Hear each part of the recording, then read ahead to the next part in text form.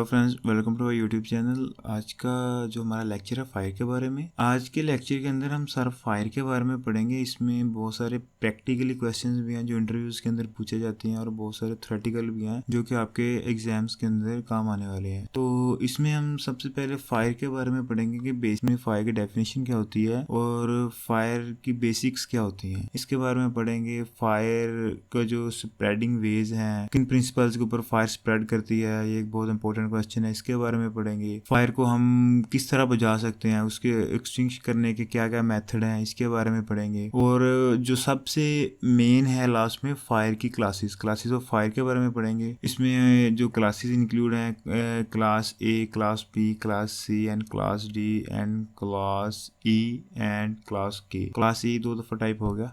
चलते हैं अपनी वीडियो की जानिब। तो सबसे पहले आता है कि फायर क्या है। इसका अगर बेसिक्स देखें तो ये केमिकल रिएक्शन होता है फ्यूल का, certain amount of heat and oxygen. Fire एक केमिकल रिएक्शन है फ्यूल का, जो हमारा ईंधन होता है उसका एक केमिकल रिएक्शन है हीट और ऑक्सीजन के साथ। ये इसके लिए एक सर्टेन अमाउंट जो है वो हमें चाहिए होती है। अगर वहां तक ये चला जाए तो ये फायर के अंदर कन्वर्ट हो जाता है, फ्यूल, हीट एंड ऑक्सीजन। तो ये इन तीनों के दरमियान केमिकल रिएक्शन है जिसे हम फायर कहते हैं। आगे जो बेसिक्स एलिमेंट हैं इसके वो 3 ही हैं जैसे हमने पहले पढ़ा है। तो ये डेफिनेशन इसीलिए इतनी सिंपल बनाई है। यही ट्राई होती है कि सबसे जो इजी से इजी चीज़ है वो आपको बताई जाए ताकि आपको जब पहली दफ़ा पढ़ें आपको समझ आ जाए। जो है आगे हमारा जो क्वेश्चन है वो है कि basic elements of fire. Fire के अंदर जो बेसिक एलिमेंट्स होते हैं वो क्या क्या होते हैं। तो इसके अंदर सबसे पहले होता है कि ऑक्सीजन होती है। अगर ऑक्सीजन वहाँ पे मौजूद है, हीट मौजूद है और फ्यूल मौजूद है। और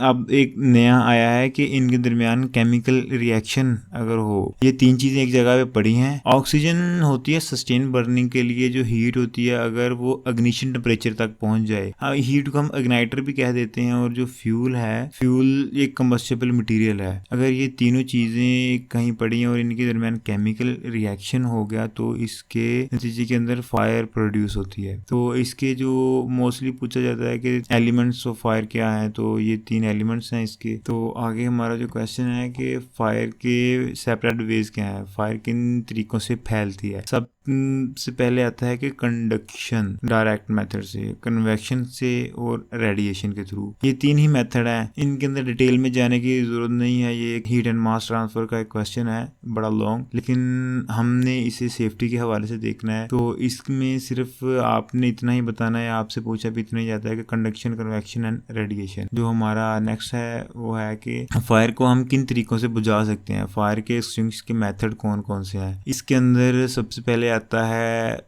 starvation and then smothering and cooling. Starvation के अंदर जो होता है ना, हम जो फ्यूल की चेन होती है ना वो हम ब्रेक करते हैं। फ्यूल चेन ब्रेक इस तरह करते हैं कि अगर हमें पता है कि कई जगह पर कहीं लकड़ियों को आग लगी हुई है तो हम वो लकड़ियां जो हैं वो वहां से हटा देंगे। तो जो हमारा वहां पे फ्यूल अगर खत्म हो गया तो फिर भी हमारी फायर के ऊपर कंट्रोल हो जाएगा। अगर वहां पे कोई जगह इस तरह की है कि हम उसको कवर कर सकते हैं टोटली, कि वहाँ पे हम ऑक्सीजन दाखिल ही ना होने दें। ये चीज़ आ गई स्मदरिंग के अंदर, कि वहाँ पे हम कोई ऑक्सीजन वगैरह का कोई मटेरियल ना जाने दें। ऑक्सीजन बिल्कुल ही अगर हम ब्लॉक कर सकते हैं वहाँ की, तो इससे भी हम फायर के ऊपर कंट्रोल कर सकते हैं। देन लास्ट है कि कूलिंग, क्योंकि हीट का होना वहाँ पे बहुत ज़रूरी है। अगर वो हम हीट को कन्वर्ट कर दें कूलिंग के अंदर किसी मेथड के थ्रू, तो इस तरीके से भी हम फायर के ऊपर कंट्रोल कर सकते हैं। काइंडली अगर किसी ने चैनल सब्सक्राइब नहीं किया तो चैनल सब्सक्राइब कर ले ताकि नई मजीद आने वाली वीडियोस की अपडेट उसे मिलती रहे। तो हमारी जो आगे आती हैं क्लासेस ऑफ फायर, फायर की क्लासेस हैं, उसमें से सबसे पहले ए क्लास है। ये आप अपनी नोटबुक के ऊपर नोट कर लें। ये ए क्लास फायर होती है वो कंबस्टेबल मटीरियल जो होते हैं ना, लाइक वुड हो गया, पेपर, रबर, क्लॉथ, जो हमारे कपड़े हैं या प्लास्टिक के मटीरियल हैं, कि जिनके अंदर मेटल ना हो लेकिन मटेरियल हो, कोई कंबस्टेबल मटेरियल हो, जलने वाला मटेरियल हो, वो क्लास ए के अंदर आएगा। लकड़ी, जो हमारे पेपर हैं या कोई, ये सब चीजें इसी के अंदर आती हैं। तो जो हमारी क्लास बी है ये है फ्लेमेबल मटेरियल। किस तरह के, हमारा जो kerosene oil, petrol,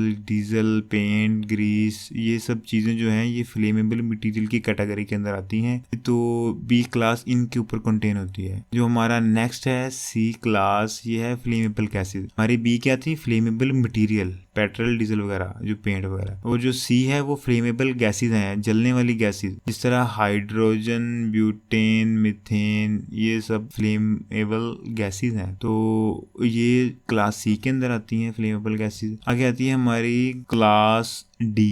class D इस तरह की होती है कि इसके अंदर मेटल्स होते हैं, जिस तरह के कंबस्टेबल को हम छोड़ दें, वैसे जो हमारे मेटल कौन कौन से हैं, जिस तरह आयरन हो गया, सिल्वर हो गया, ये सारे हमारे मेटल हैं, देहातें जो होती हैं हमारी ना, देहातें जिन्हें हम कहते हैं उर्दू में। तो उनकी जो अंदर कोई स्पेसिफिक देहातें ऐसी हैं जिनको आग लग सकती है, कंबस्टेबल होती हैं। तो उनमें मैग्नीशियम, एल्युमिनियम, पोटाशियम और सम अदर काफ़ी सारी हैं। ये सारी जो हैं ये डी क्लास के अंदर आती हैं। तो हमारा जो नेक्स्ट है क्लास ई से इलेक्ट्रिकल फायर है। तो इलेक्ट्रिकल फायर के अंदर काफ़ी चीज़ें आ जाती हैं, कंप्यूटर, जनरेटर, एक्सटेंशंस होगी, जो हमारे घरों के अंदर ब्रेकर्स वगैरह लगे होते हैं वो हो गए।